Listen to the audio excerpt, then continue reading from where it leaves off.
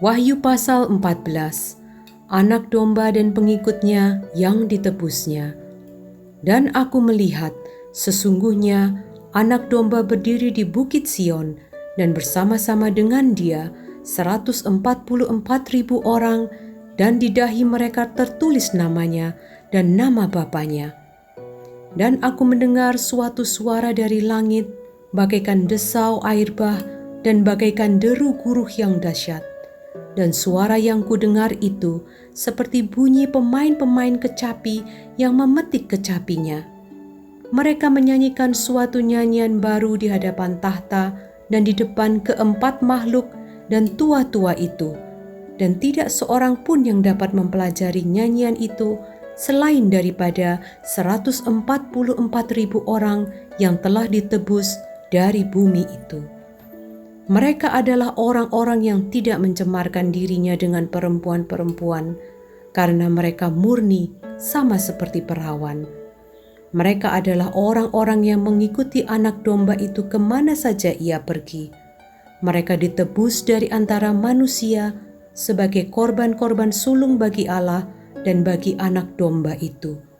Dan di dalam mulut mereka tidak terdapat dusta, mereka tidak bercela. Pemberitahuan tentang penghakiman.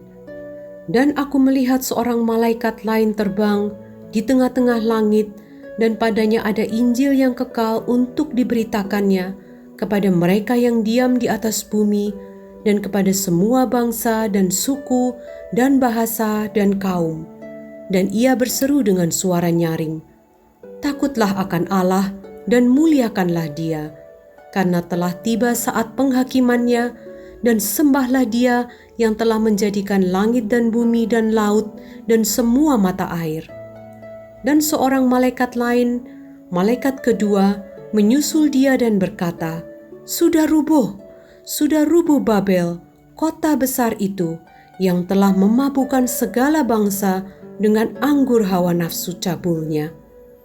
Dan seorang malaikat lain, malaikat ketiga, menyusul mereka dan berkata dengan suara nyaring, "Jikalau seorang menyembah binatang dan patungnya itu, dan menerima tanda pada dahinya atau pada tangannya, maka ia akan minum dari anggur murka Allah yang disediakan tanpa campuran dalam cawan murkanya.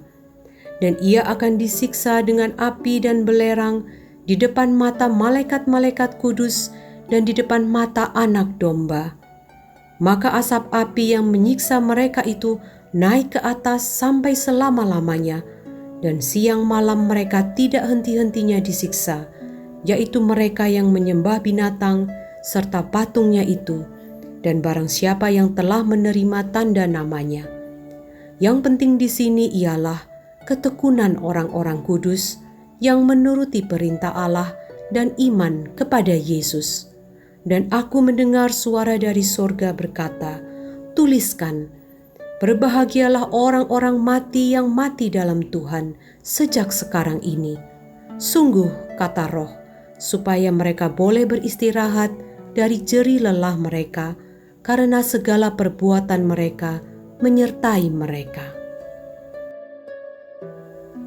Tuaian di bumi.